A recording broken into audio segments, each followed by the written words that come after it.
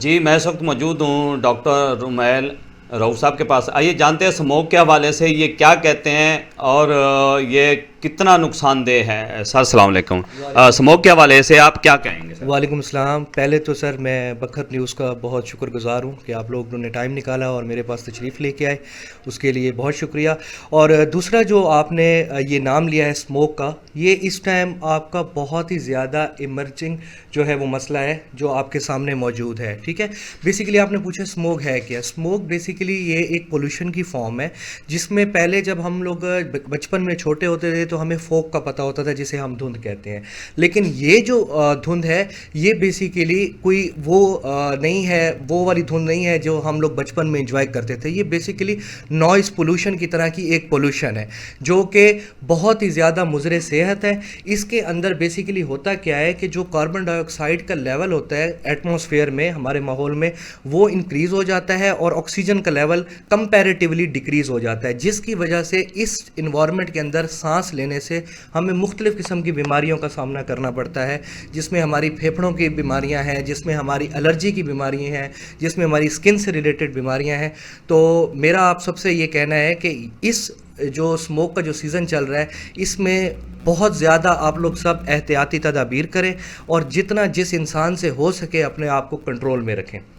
سر ایک تو اسموگ جو چل رہی ہے یہ دھند والی, اس کے علاوہ بھٹا ہے اور گاڑیوں کا جو دھواں ہے, اس کے علاوہ کولے کی جو بھٹیاں خاص طور پہ وہ بہت زہریلا دھواں نکالتی ہیں اور وہ صحت کے لیے وہ کتنا نقصان دہ ہے. سر یہ تو نا آپ اوور آل بکھر کو دیکھیں نا, اس ٹائم بکھر کا اگر سروے کریں تو اوور آل آپ کو بکھر کی جو باؤنڈری ہے یہاں پہ 400 سے زیادہ تو بڑے بھٹے نظر آئیں گے صرف بکھر کی ٹیریٹری میں. تو اس کا یہ نقصان ہوتا ہے کہ اس کا جو دھواں نکل رہا ہے جو آپ کا ایٹماسفیئر میں جا رہا ہے, بیسیکلی اللہ تعالیٰ نے ایک لیئر رکھی ہوئی ہے انسان کا, جو ہمارا گراؤنڈ ریئلٹی کا جو ایٹماسفیئر ہے نا اس کو کلیئر کرنے کے لیے.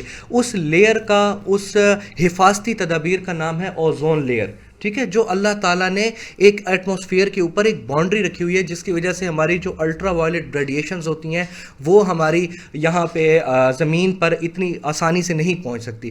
اب یہ جو بھٹوں کا آپ نے نام لیا ہے, یا جو ہم گاڑیاں استعمال کرتے ہیں ان کا جو فیول ہوتا ہے, یا اور بھی ہماری جیسے فائر ورکس ہیں, ہم زیادہ نوائز کریٹ کرتے ہیں, یا جو بھی ڈفرینٹ کانسیکوینسز ہیں, ان کی وجہ سے ہوتا کیا ہے کہ ہماری جو اوزون لیئر ہے وہ ڈپلیٹ ہو رہی ہے, ڈے بائی ڈے وہ ٹوٹ رہی ہے, کمزور ہو رہی ہے, جس کی وجہ سے آپ کی جو الٹرا وائلٹ ریڈیشنز ہیں ان کی ایکسس زیادہ ہو چکی ہے.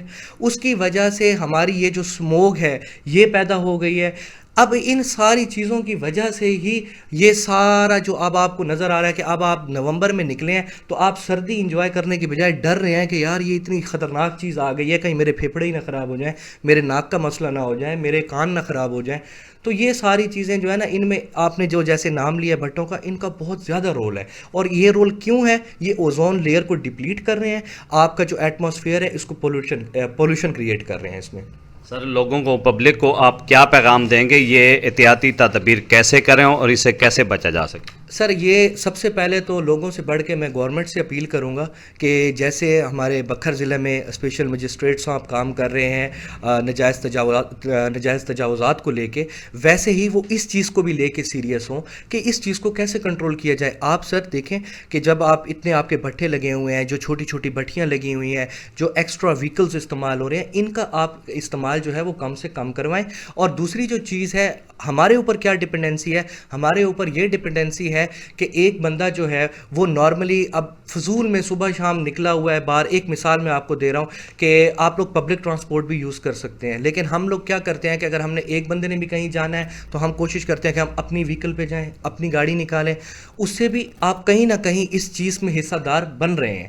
ٹھیک ہے, چلیں ٹھیک ہے, اس چیز کو ہم سائڈ پہ رکھتے ہیں. اب ہم جاتے ہیں کہ ہم نے اپنی کیا تدابیر کرنی ہے. اپنی تدابیر میں جیسے کہ آپ دیکھ رہے ہیں کہ میں یہاں پہ پیشنٹ بھی دیکھ رہا ہوں تو میں نے گلوز کا یوز کیا ہوا ہے. اس طریقے سے جب آپ باہر جائیں, موسم کے ریگارڈنگ آپ سب سے پہلے ماسک کا استعمال کریں. ٹھیک ہے, اس کے علاوہ اگر آپ بائک پہ ہیں تو آپ ہیلمٹ کا استعمال کریں. آپ اگر گاڑی میں ہیں تو آپ اپنی گاڑی کے شیشے کمپلیٹلی بند رکھیں.